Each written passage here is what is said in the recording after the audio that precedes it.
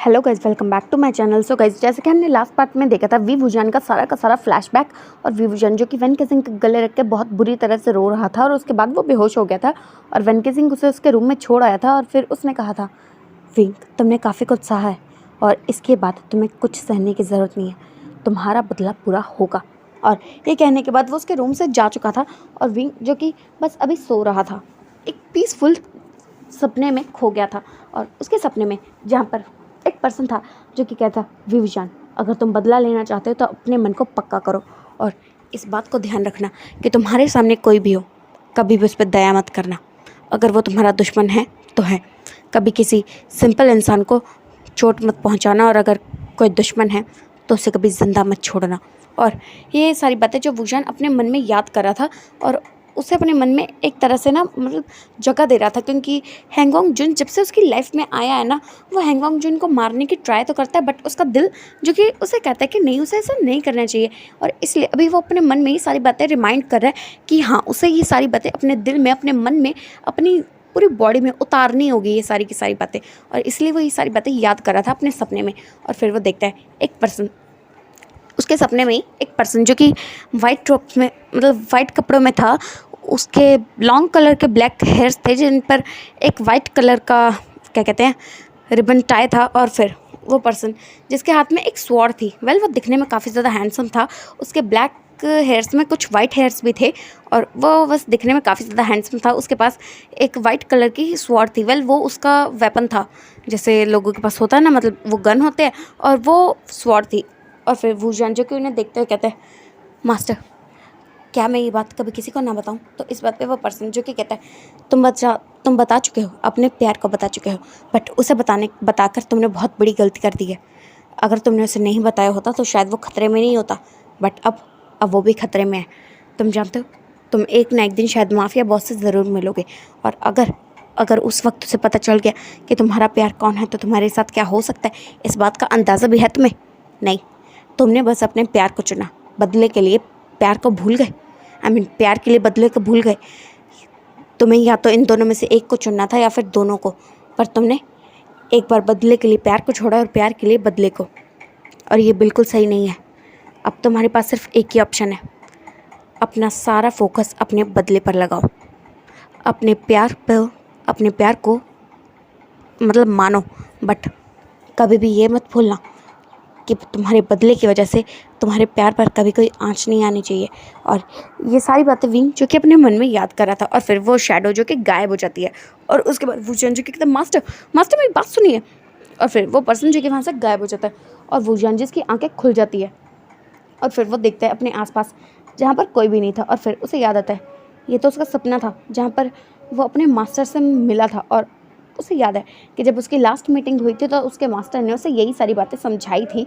और फिर वुजान जो कि कुछ नहीं करता है इस वक्त, सच में उसे बहुत ज़्यादा टायर्ड फील हो रहा है, बहुत थकान फील हो रही है बॉडी से ज़्यादा, तो ना उसके दिमाग में उसे थकान फील हो रही है, इसलिए बस वो कुछ नहीं करता और वहाँ पर दोबारा लेट जाता है और सो जाता है। और दूसरी तरफ जब विंग वहाँ से जा चुका था उसके बाद वांग जी जो कि अपने विला की तरफ आ चुका था और फिर वो जैसे ही अपने विला में आता है तो सच में 5 बज चुके थे। और फिर वांग जी जो कि अपने रूम में जाता है और सोचने लगता है कि आखिर ये चल क्या रहा है, पता नहीं क्या हुआ था आखिर वुजान के साथ। ये सारी बातें जो है वो उसे जाननी है, क्योंकि वो वांग जी वुजान के बदले के बीच में नहीं आ जाता था, बट वो विंग को हर्ट होते हुए भी तो नहीं देख सकता था।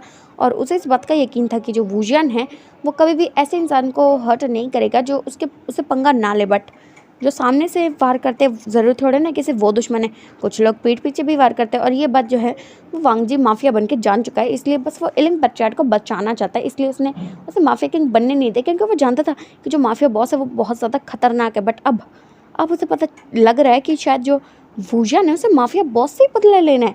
और फिर इसी वजह से वो सोचने लगता है और सोचते सोचते वो कब सो जाता है उसे पता भी नहीं चलता। और उसके बाद अब हम देखते हैं सुबह 9 बजे का सीन। सुबह 9 बजे वांग जी जो कि उठ जाता है और फिर वो अपनी जैसी आंखें खोलता है तो फिर वो देखता है वो अपने रूम में नहीं है, मतलब अपने घर के रूम में नहीं है। और फिर उसे रात वाला सारा इंसिडेंट जो कि याद आने लगता है। उसके बाद वांग जी जो कि खड़ा होता है और फिर अपने आप को तैयार करता है और सीढ़ियों से नीचे उतरता है। और जैसे ही वो उतर रहा था तो वो देख रहा था उसकी सारी की सारी टीम जो इस वक्त वहाँ पर है, तो सब लोग जो कि उसे गुड मॉर्निंग विश करते हैं और वांग जी भी उन्हें गुड मॉर्निंग विश करता है और वो सब लोग जो कि साथ में ब्रेकफास्ट कर रहे थे उसके बाद वांग जी जो कि सारे सर्वेंट्स को वहाँ से जाने का इशारा करता है और फिर वांग जी जो कि कहना शुरू करता है, मुझे लगता है कि एलन पैट्रियट को माफिया बॉस से कुछ काम है। तो इस बात पे सब लोग जो कि वांग जी की बात को सुनने लगता है ध्यान से। तो फिर वांग जी जो कि कहना शुरू करता है, मुझे लगता है कि विंग को माफिया बॉस से दुश्मनी है और इसलिए वो माफिया किंग बनना चाहता था, क्योंकि माफिया किंग को माफिया बॉस से मिलने का मौका मिलता है। तो इस बात पे वो सब लोग जो कि कहते हैं, तो क्या आप ये चाहते हैं कि वो माफिया बॉस से मिल पाए? तो इस बात पे वांग जी जो कि कहते हैं, बिल्कुल नहीं, माफिया बॉस बहुत खतरनाक है और वुजन वो कभी भी किसी ऐसे पर्सन पे हमला नहीं करेगा जो उस पर पीठ पीछे वार करे। वो सिर्फ उन पर वार करता है जो उस पर सामने से वार करता है, जो पीठ पीछे वार करते हैं वुजन उन पर कभी हमला नहीं करता। और ये कहते हुए वांग जी जो कि मन में ही ना विंग को एडमायर कर रहा था कि उसका वुजन जो कि कितना क्यूट है, कितना स्वीट है, कितना हैंडसम है, कितना अडोरेबल है। और ये सारी बातें जो वो मन में सोच रहा था। और फिर उसका टीममेट जो कि जियांग चेंग था वो कहता है, वांग जी क्या सोच रहे हो? तो वांग जी जो कि कहता है, कुछ नहीं, तो मैं सोच रहा था कि हमें कुछ करना चाहिए। तो इस बात पे वो सब लोग जो कि कहते हैं, क्या करना चाहिए? तो फिर वांग जी के कहना शुरू करता है, एक काम करते हैं, हमें एलन पैट्रियट का दोस्त बनाना होगा। तो इस बात पे वो सब लोग जो कि बड़ी बड़ी आंखें करके वांग जी को देख रहे थे और कहते हैं, सीरियसली पिछले 3 सालों से एलन पैट्रियट और हैंगओंग जुन जानी दुश्मन है और अब तुम कह रहे हो कि तुम उन्हें दोस्त बनाना चाहते, पागल हो गए हो क्या?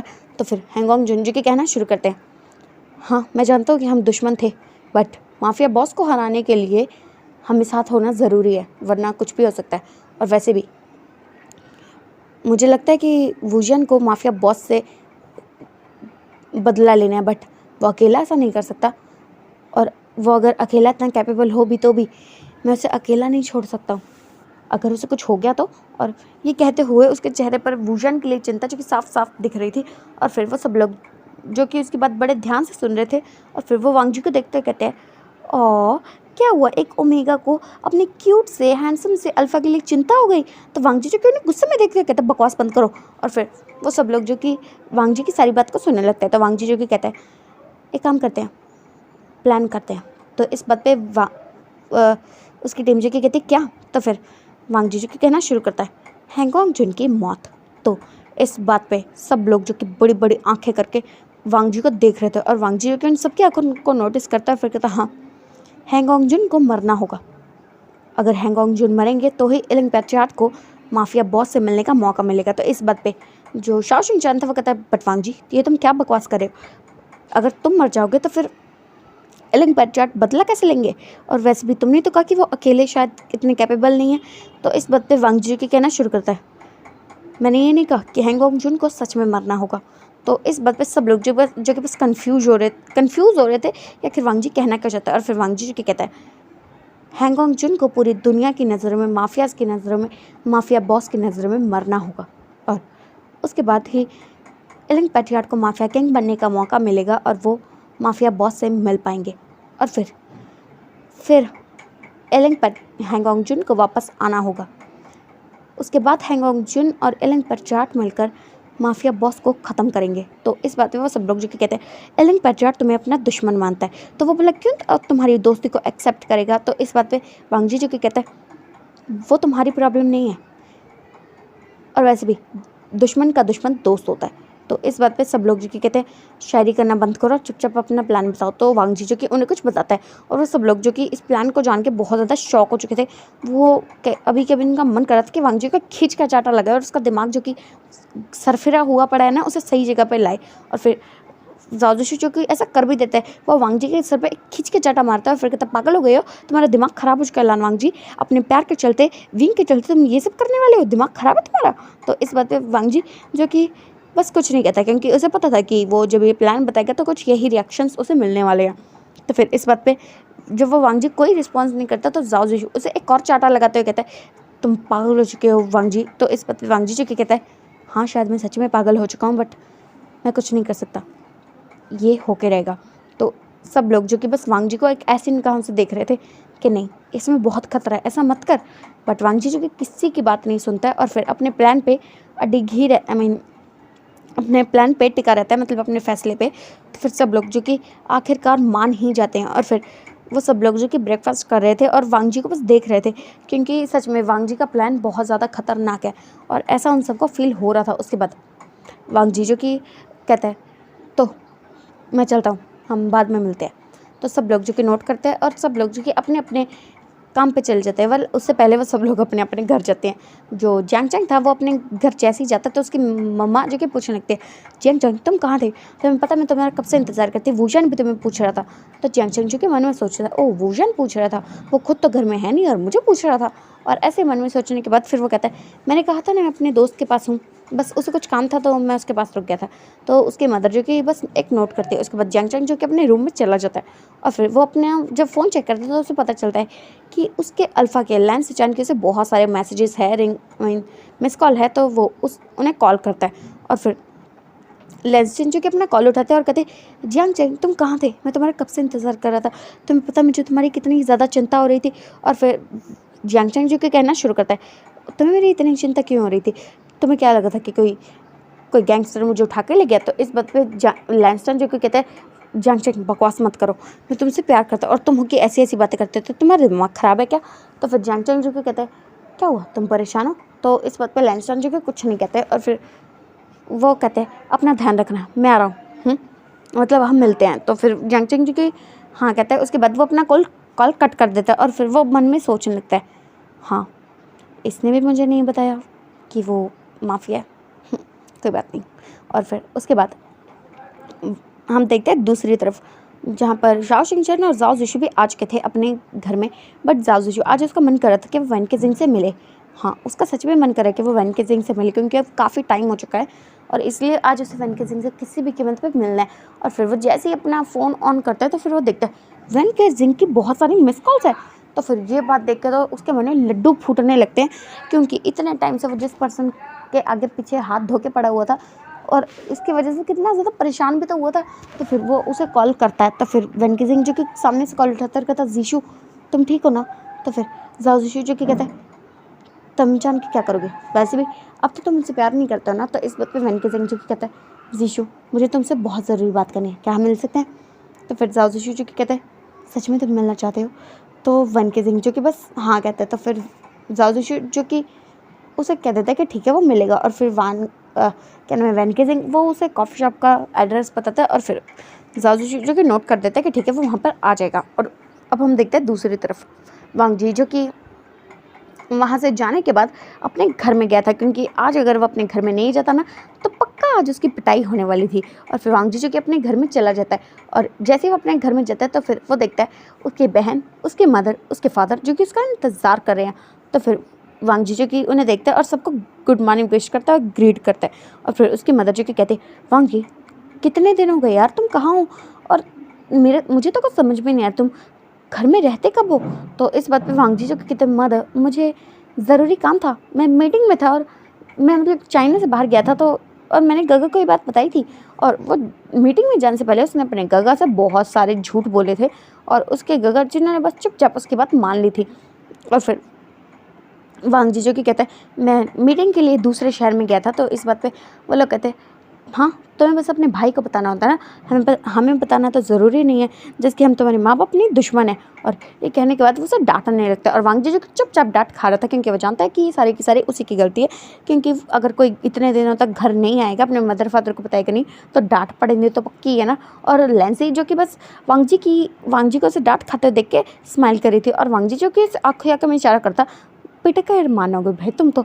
और फिर लैंसी जो कि चुप हो जाती है और फिर काफ़ी देर तक डांट खाने के बाद उसके मदर फादर जो कि शांत होते हैं। तो फिर वांग जी जो कहते हैं, गगा कहाँ है? तो फिर वो कहते हैं, तुम्हारा गगा भी बिल्कुल तुम्हारी तरह ही है, पता नहीं कहाँ कहाँ घूमता रहता है। तो फिर वांग जी के मन में सोचता है, ओह वो भी तो माफिया किंग की मीटिंग में आए थे, तो ज़रूर विंग के साथ होंगे। तो वांग जी जो कहता है, हाँ उन्हें भी कुछ काम था इसलिए वो बाहर गए थे। और जैसे वांग जी ने ये बात कही थी तो उसके मदर जिसने अपना जूता उठा के वांग जी के ऊपर फेंका था कि वाह पहले तो खुद की वकालत करो और फिर अपने भाई की भी वकालत करो। और फिर वांग जी जो कि अपने रूम में जल्दी से भाग जाता है और रूम के डोर को बंद करते कहते, ओह माय गॉड, अपने आप को बचाओ तो भी डांट खाओ और भाई को बचाओ तो जूता खाओ।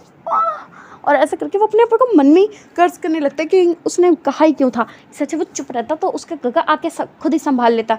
और फिर वो अभी तैयार होता है और फिर अपने ऑफिस में जाने के लिए निकलने ही वाला था कि तभी उसके फादर कहते हैं, तुम कहीं नहीं जा रहे हो आज। तो फिर वांग जी जो कि टर्न होता है और फिर अपने फादर को देखता है। तो उसके फादर जो कि कहना शुरू करते हैं, ओह तुम्हें नहीं पता आज संडे है और संडे को ऑफिस बंद होता है। तो वांग जी जिसे सच में माफिया किंग की मीटिंग में इन सब में इस बात का बिल्कुल ख्याल ही नहीं था कि आज संडे है। तो फिर वांग जी जो कि बस एक स्माइल करता है और फिर कहता है ओह आज संडे है, और फिर ऐसा सोचने के बाद ही वो वापस आके काउच पे बैठ जाता है। और उसके मदर फादर जो कि देख रहे थे उसके चेहरे पर बड़ी अजीब सी स्माइल है, और फिर वो स्माइल को नोटिस करते हुए कहते हैं वांग जी क्या हुआ है। तो वांग जी जो कि कहते हैं कुछ नहीं हुआ। तो फिर उसके मदर फादर जो कि कहते हैं वांग जी, तो वांग जी जो कि कहते कुछ नहीं हुआ मदर।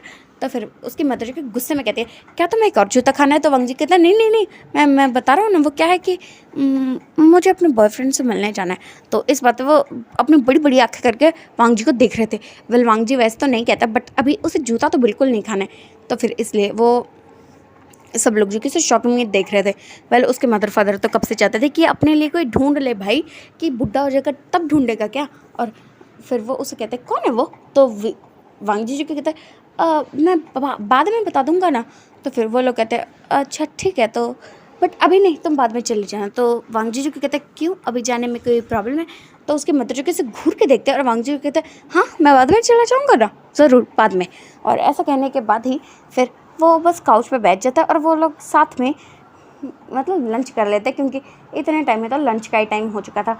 और दूसरी तरफ वुजन जब वो उठा था तब आफ्टरनून होने ही वाला था, इसलिए वो अपनी टीम से मिलता है और अपनी टीम को कल का हुआ सारा का सारा इंसिडेंट बताता है। और फिर उसके टीम जो कि कहते हैं तो अगर क्यों ना हम हैंगऑन्ग जून से दोस्ती कर ले। तो वांग जी विंग जो कि कहता है क्या तुम पागल हो चुके हो, वो हमारा दुश्मन है, हमने उसे मारने की कोशिश की थी। मैं सामने से जाके उसे ये कहूँ कि आओ भाई पहले हम दोस्त थे क्यों ना अब दोस्त, पहले हम दुश्मन थे क्यों ना अब दोस्त बन जाए। तो फिर वो कहेगा ना हाँ हाँ भाई मुझे तो तेरी इतनी ज़्यादा प्यारी बातें बहुत अच्छी लगी है ना। तो जैसे ही वो ये बातें कह रहा था ना तो वेन के सिंह की तो हंसी छूट रही थी कि ये क्या कह रहा है। और फिर वुजन जो कि वेन के सिंह को नोटिस करता है और फिर एक उसके मतलब एक मुक्का मारते हुए कहता है बस करो बकवास दुनिया जहान की। और ऐसे कहते हुए वो गुस्सा किया जा रहा था। और वेन के सिंह जो कि कहता है तुम मुझ पर क्यों गुस्सा कर रहे हो, अगर तुम्हें हैंगऑन्ग जून को दोस्त नहीं बनाया तो मैं क्या कर सकता हूँ। तो फिर वेंग जो कि कहता है कुछ सोचता है और फिर कहता है वेल ये आइडिया बुरा नहीं है, बट मुझे यकीन नहीं है कि जो हैंगऑन्ग जून है वो इस प्लान के लिए मानेंगे, मुझसे दोस्ती करने के लिए मानेंगे। तो उसकी सारी टीम जो कि कहती है भाई कोशिश तो कर, अपने आप माना जाता है। और वैसे भी दोस्त का क्या है, लोगों को तो दोस्त चाहिए होते हैं, क्योंकि दोस्तों के बिना लाइफ जैसे बहुत अजीब बहुत अलोन हो जाती है। उसके बाद भूजान जो कि कहता है हमने उसे मारने की कोशिश की थी। तो उसकी सारी टीम जो कि विंग को घूर के देखते हैं और फिर कहते हमने नहीं तुमने मारने की कोशिश की थी। और फिर विंग जो कि कहता है भाई ये क्या बात हुई, प्लान करे सब लोग और फंसूँ मैं सिर्फ। तो फिर वो कहता है टीम का लीडर कौन है। तो भूषण जो कि कहता है मैं। तो फिर वो कहते हैं तो फंसेगा कौन। तो वो कहता है मैं। और फिर कहता ठीक है तुम लोगों का सच में कुछ भी नहीं हो सकता, नालायक कहीं के। और जैसे ही उसने ये बात कही थी तो तभी वेन के सिंह जो कि उसे सर पे एक चाटा मारते हुए कहता है बकवास बंद कर। और फिर वुजन जो कि चुप हो जाता है और फिर वो लोग साथ में लंच करने लगते हैं। और फिर वुजन जो कि कहता है मुझे घर जाना पड़ेगा। तो इस बात पे वो सब लोग जो कि नोट करते हैं और फिर वो सब लोग अपने अपने घर की तरफ निकल जाते हैं। और वुजन जब अपने घर में गया था तो उसकी मदर जो कि उसका इंतज़ार करते हैं। फिर कहते वुजन तुम्हारा भी ना आजकल कुछ पता नहीं चलता है कि तुम किस वक्त कहाँ होते हो। तो वो एक क्यूट सा फेस बना के कहते हैं मदर मैं थक गया था इसलिए मैं ऑफिस में सो गया था। तो फिर उसकी मदर जो कि कहते हैं कुछ ज़्यादा ही सोते तुम। और ये कहने के बाद वो कहती है आओ लंच कर लो। तो फिर वुजन जो कि कहते हैं मदर मैंने लंच कर लिया है। तो फिर वो कहती कैसे, ऑफिस में तो कोई था ही नहीं ना, आज तो संडे है। तो वुजन जो कि कहते हैं वो क्या है ना मुझे इतनी ज़्यादा भूख लगी थी कि मैंने आते हुए कर लिया।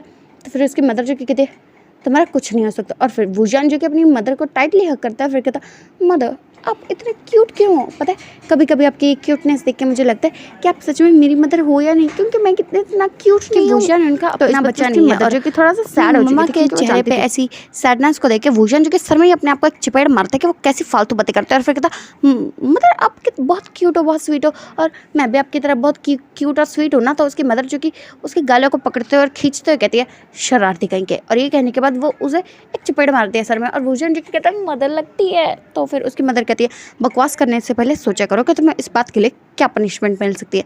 तो वुजन जो कि कहता है मदर, और ये कहते हैं वो रोतड़ू सा फेस बना लेता है। और उसकी मदर जो कि उसे प्यार से समझाते हुए कहते हैं वुजन बकवास बंद करो।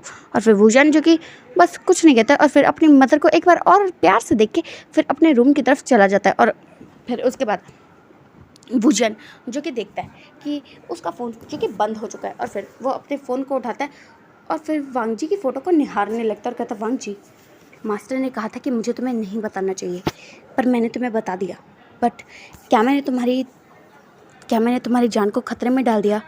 पता है, अगर मुझे पहले पता होता ना कि मेरी वजह से शायद तुम्हारी जान भी खतरे में आ जाएगी, तो मैं कभी भी तुम्हें ये राज नहीं बताता। और ऐसा कहते हुए वांग जी की फ़ोटो को बहुत प्यार से निहार रहा था।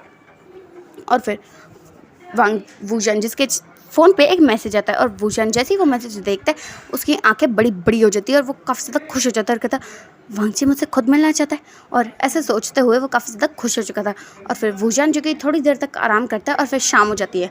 और दूसरी तरफ वैन केजिंग जिसने जाओ जिशु को एक कॉफ़ी शॉप पर बुलाया था, जहाँ पर जाओ जिशु अभी पहुँच चुका था और वैन केजिंग का इंतज़ार कर रहा था। और वैन केजिंग कम से कम 10 मिनट तक वेट करवाने के बाद तब जाके आता है और जाओ जिशु जो कि उसे देखता है बट उससे बात नहीं करता है। तो वैन केजिंग जो कि कहता है, जीशु तुम नाराज़ हो? तो इस बात पे जाओ जिशु जो कि कहता है, नाराज़ ना हो तो क्या करूँ?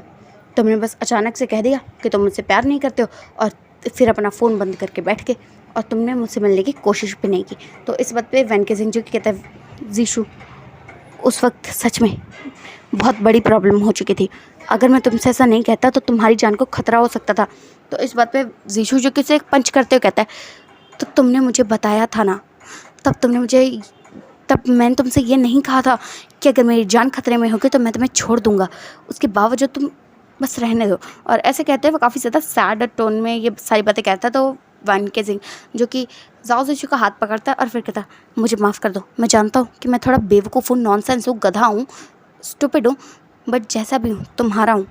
और फिर जाओ जिशु जो कि उस वक्त से जानता था कि आखिरकार उसने ये किया क्यों है, क्योंकि जब वांग जी ने उसे अपनी टीम में लिया था तो वो इलिंग पैट्रियाट की सारी टीम के बारे में जानता था। तो वो ये बात बहुत अच्छे से जानता था कि वैन केजिंग उसकी टीम में है और इस वक्त वहाँ चल क्या रहा है। इसलिए वो जानता था कि उस वक्त पे इलिंग पैट्रियाट की टीम पे हमले हो रहे थे और उन्हें काफ़ी ज़्यादा धमकी मिली थी कि उनकी फैमिली को वो बर्बाद कर देंगे, ऐसा वैसा।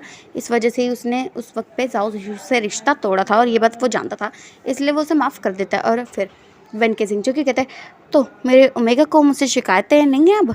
तो फिर जाओ जिशु जो कि कहता है, मैंने तो अभी तक तुम्हें माफ़ नहीं किया, तुम्हें कुछ एफर्ट्स करने पड़ेंगे। तो वैन केजिंग जो कि कहता है, क्या चाहिए तुम्हें?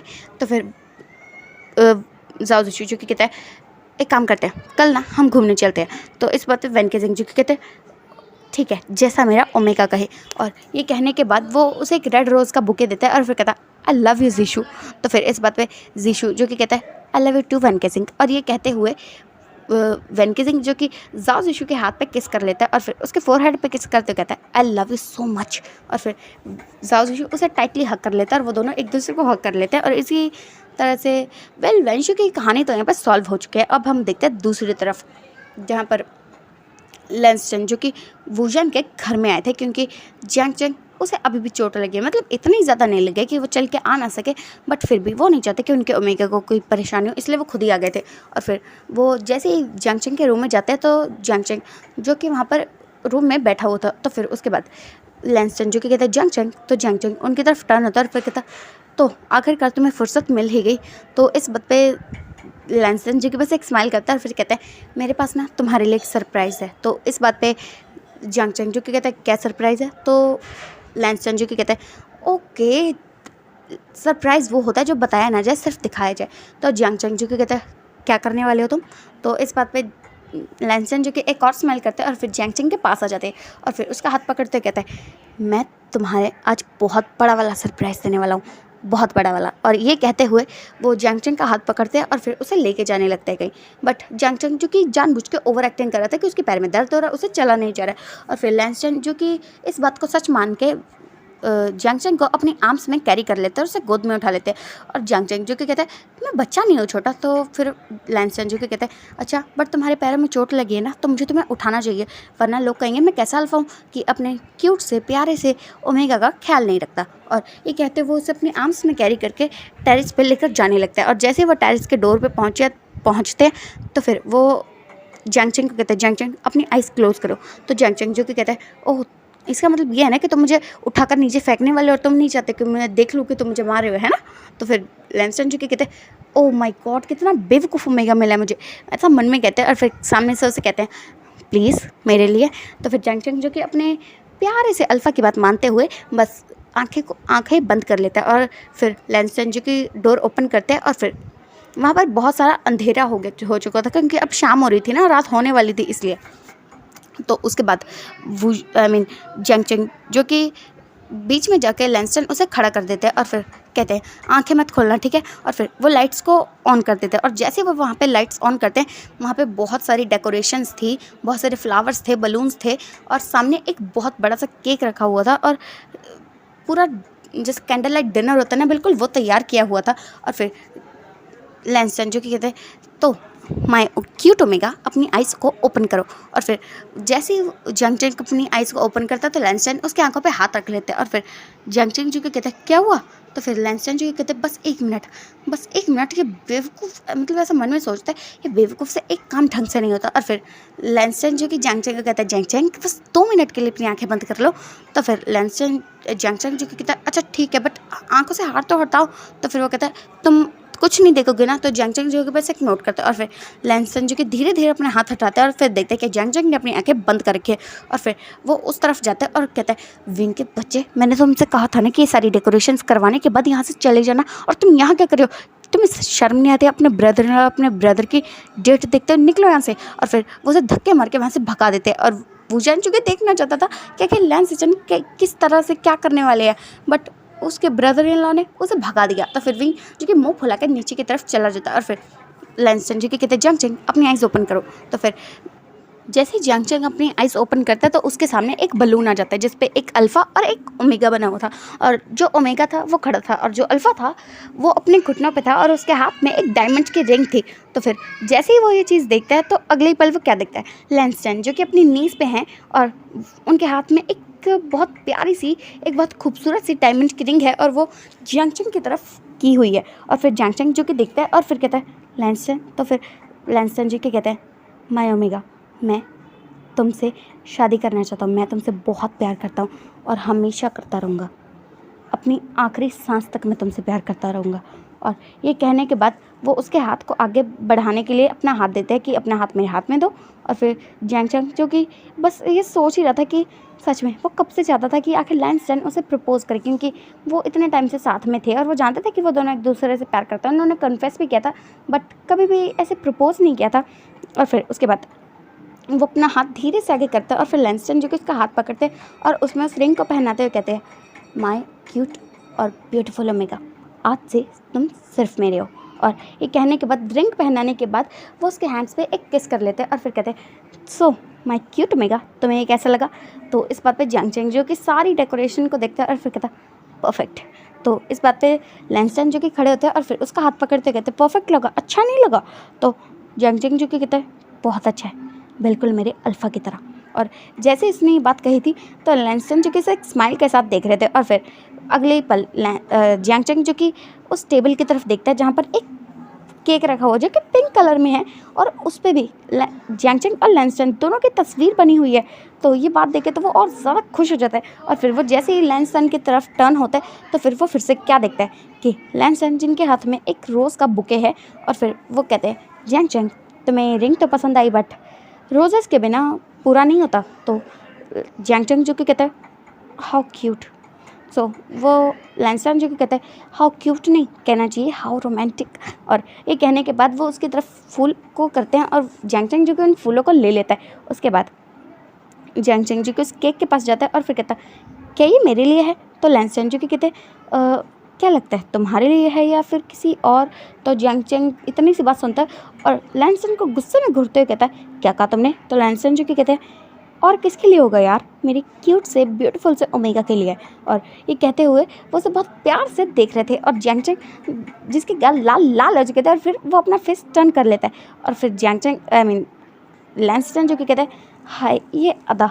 और फिर वो कहते हैं जैंग चैंग मैं तुमसे बहुत प्यार करता हूँ। और जैंग चैंग जो कि कहता है I love you to alpha. और ये कहने के बाद वो उसे टाइटली हग कर लेता है। और इसी के साथ यहाँ पे शी चैंग की स्टोरी भी आखिरकार परफेक्ट हो ही चुके थे। और जहाँ तक बात रही नी मिंजू जिंग क्वांग की, उनमें तो कभी कोई प्रॉब्लम हुई ही नहीं थी, और नी हुई चांग और वैनिंग उनमें भी कोई प्रॉब्लम नहीं थी। शाओशिंग चन्ना शुएंग उनमें तो सच में कोई प्रॉब्लम थी ही नहीं।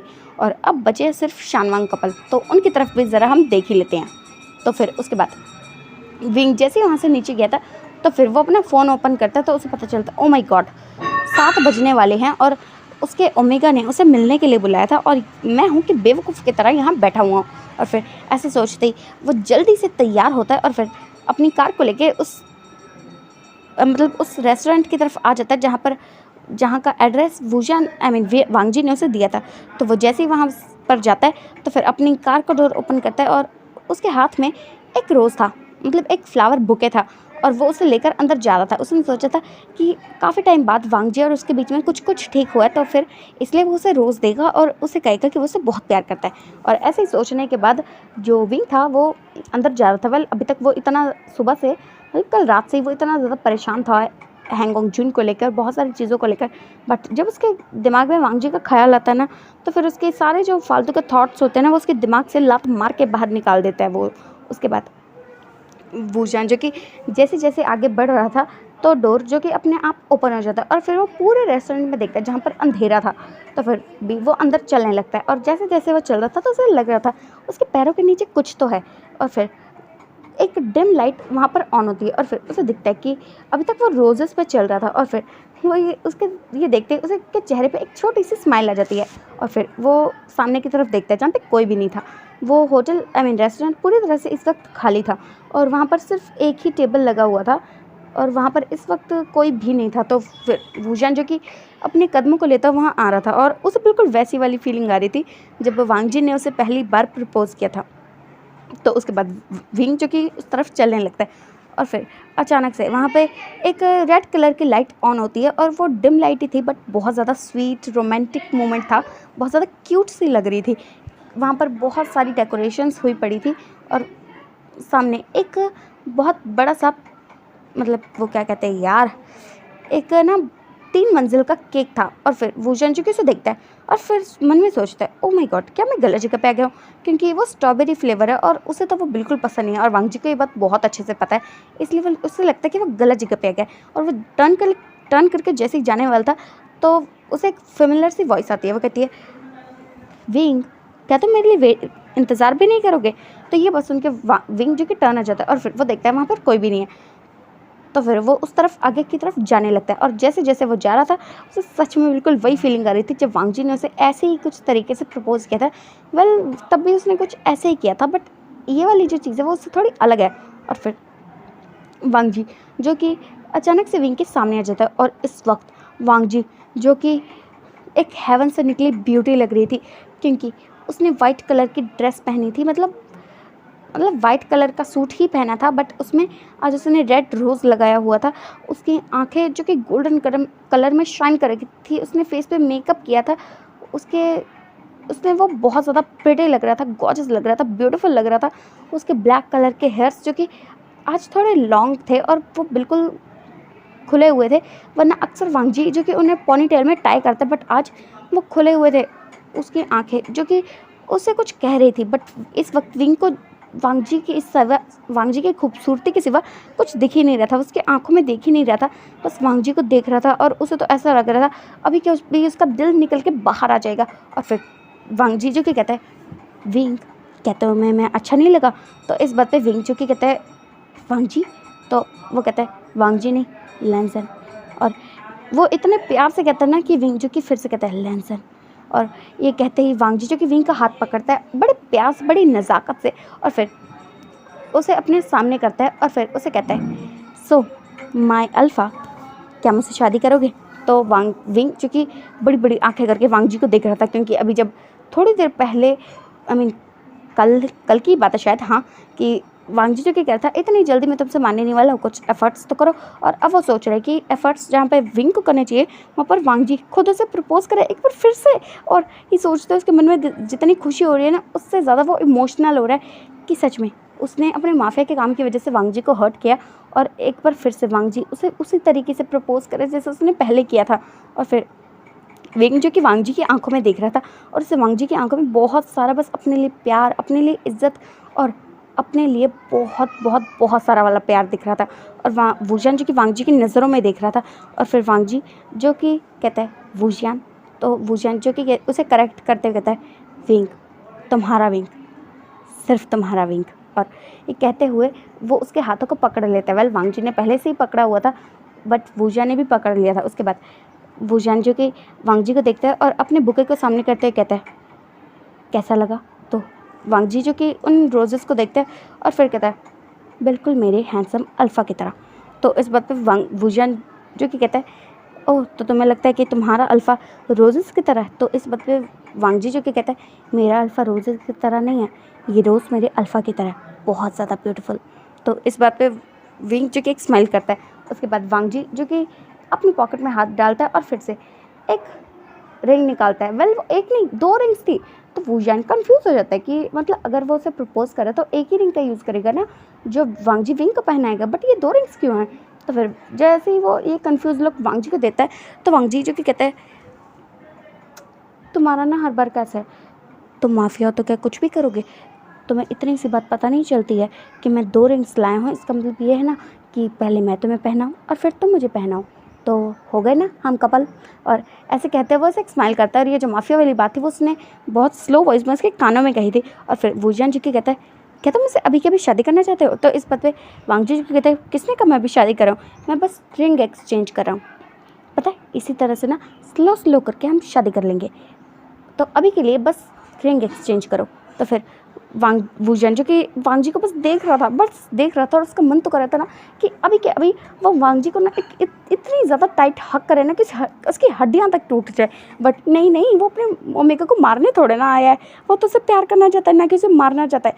तो फिर वो वांग जी को देखता है और बस प्यार भरी नज़रों से उसे देख रहा था। और फिर वांग जी जो कि विंग का हाथ पकड़ता है और उसे अपने सामने करके कहता है कहना है। तो वूजियान जो कि बस एक नोट करता है और फिर वांग जी जो कि उसके हाथों में रिंग पहना देता है और फिर उसके हाथों को देखते हुए कहता है कैसा लगा। तो फिर वूजियान जो कि एक बार उस रिंग को और फिर अपने ओमेगा को देखते हुए कहता है इस रिंग से ज़्यादा ब्यूटीफुल मेरा ओमेगा है, और इस रिंग से भी ज़्यादा शाइन मेरी ओमेगा की आंखें कर रही है, और इस रिंग से भी ज़्यादा प्योरिटी मेरे ओमेगा के दिल में है। और ये कहते हुए वो उसकी तरफ जा रहा था उसे हक कर गले लगाने के लिए।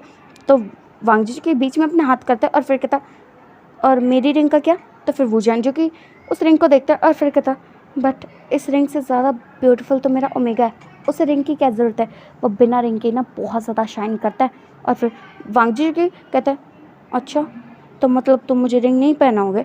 और ये कहने के बाद वो रोतड़ों सा फेस बना लेता है। और फिर वूजियान जो कि उसे देखता है और फिर कहता मैंने कब कहा कि मैं ऐसा नहीं करने वाला हूँ। और ऐसा कहते ही वो वांग जी का हाथ पकड़ता है और उसमें उस रिंग को बड़ी नज़ाकत से पहनाते हुए कहता है मैंने कहा ना इस रिंग से कहीं ज़्यादा ब्यूटीफुल मेरा ओमेगा था, है और रहेगा, क्योंकि मेरे ओमेगा का दिल किसी भी डायमंड से ज़्यादा प्योर है, बहुत प्योर है।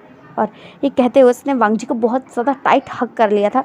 और उसके बाद वो उसे कहता है सो माई ब्यूटीफुल ओमेगा, क्या तुम मुझसे नाराज़ हो। तो इस बात पे वांग जी जो कि कहता है मैं नाराज़ क्यों होऊंगा। तो इस बात पे वूजियान जो कि कहता है तुमने कहा था ना कि मुझे कुछ एफ़र्ट्स करने चाहिए, और तुमने ये भी तो कहा था कि तुम मुझे इतनी आसानी से माफ़ नहीं करोगे। तो वांग जी जो कि अपने मन में सोचता है हाँ, क्योंकि मैं जानता हूँ कि तुम मुझसे बहुत ज़्यादा प्यार करते हो। वेल पहले मुझे ये बात समझ में नहीं आई थी, बट हैंगओंग जुन बन के मैंने विंग की नज़रों में वांग जी के लिए प्यार देखा है, बहुत ज़्यादा वाला प्यार। और ऐसे ही मन में सोचने के बाद फिर वो कहता है तो तुम क्या चाहते हो कि मैं तुम्हें आसानी से माफ़ ना करूँ, तुम्हें एफर्ट्स करने पड़े, ठीक है जैसा तुम चाहो। और ऐसा कहने के बाद वो जैसे ही वो टर्न करने ही वाला था कि विंग जो कि उसका हाथ पकड़ता है और उसे एक बार फिर से गले लगाते हुए कहता है नहीं, मेरा ओमेगा जो भी करता है बिल्कुल परफेक्ट होता है, क्योंकि मेरा ओमेगा इस दुनिया का सबसे खूबसूरत ओमेगा है। और उसके बाद विंग जो कि वांग जी को देखता है और फिर कहता तुम इतने परफेक्ट कैसे हो सकते हो वांग जी। तो वांग जी जो कि कहता है क्योंकि मेरा अल्फ़ा बहुत ज़्यादा बेवकूफ़ है, उसे अपने ओमेगा को पटाना नहीं आता, उसकी केयर करनी नहीं आती, उसे समझाना नहीं आता, उसे समझना नहीं आता। और ऐसे करके वो विंग से शिकायतें कर रहा था। और विंग जो कि अपने ओमेगा की सारी शिकायतों को सुनते हुए कहता है हमेशा की तरह मेरा वांग जी हमेशा की तरह बिल्कुल परफेक्ट है। और ये कहते हुए वो उसके हाथों पे किस कर लेता है और वांग जी को कहता है शेमलेस। और ऐसे कहने के बाद फिर वो वूजियान से कहता है मुझे बहुत भूख लगी है। तो वूजान जो कि कहते हैं ओह तो तुम्हें भूख लगी थी इसलिए तुमने जल्दी जल्दी सब कुछ ख़त्म कर दिया ना। तो वांग जी जो कि कहते हैं अब इसमें भी तो तुम्हें परफेक्ट चीज़ें चाहिए, मैंने इतने प्यार से किया तुम्हें पसंद नहीं आया। और ये कहते हुए अपना फेस टर्न कर लेता है और मुंह फुला लेता है। तो जो कि उसे बैकअप करते हुए कहता है मेरे ओमेगा ने सब कुछ बिल्कुल परफेक्ट किया है और तुम बहुत ब्यूटीफुल लग रहे हो। और फिर वो कहता है हाँ वैसे भूख तो मुझे भी लग रही है, तुम्हें पता है मैं सोच रहा था कि कब हम मिलेंगे और कब तुम मुझे अपने हाथों से खाना खिलाओगे। और जैसे ही वूजान की बात वांग जी सुनता है वो उसकी तरफ टर्न होता है और फिर कहता है मुझे भी बहुत भूख लगी है। और ये कहते हुए वांग जी जो कि अपने हाथों से वूजान को खाना खिला रहा था और वूजान भी अपने हाथों से वांग जी को खाना खिला रहा था और उसके साथ कैंडल लाइट डिनर कर रहा था। और दूसरी तरफ जहाँ पर लैंसजन और जांगचेंग भी कैंडल लाइट डिनर कर रहे थे टेरेस पे आसमान के नीचे चांद की रोशनी जहाँ पर जांगचेंग के फेस पे पड़ रही थी। और ये मोमेंट बहुत ज़्यादा खूबसूरत था। एक तरफ जहाँ पे शानवांग कपल जो कि एक हो चुके थे, दूसरी तरफ शीचेंग कपल भी साथ हो चुके थे और तीसरी तरफ इस वक्त वेन केजिंग और जाओ जी वो भी साथ में एक कॉफ़ी शॉप से निकल के होटल में गए थे और वहाँ पर उन्होंने भी कैंडल लाइट डिनर किया था। और इसी तरह से इन तीनों की स्टोरी जो कि उसके बाद वो लोग जो कि साथ में एक कैंडल लाइट डिनर को तीनों अलग अलग तरह से एक साथ एंजॉय करते हैं। उसके बाद वो लोग अपने ओमेगास के साथ कुछ टाइम बिताने के बाद उन्हें अपने अपने घर ड्रॉप करने के बाद अपने घर आ चुके थे। सो गाइस आज का पार्ट हम यहीं रोकते हैं, तो बाकी अब हम कल जानेंगे कि आगे क्या होता है और कैसे कैसे क्या क्या होने वाला है। सो गाइस आपको ये पार्ट जैसा भी लगे कमेंट में ज़रूर बताना। Bye guys.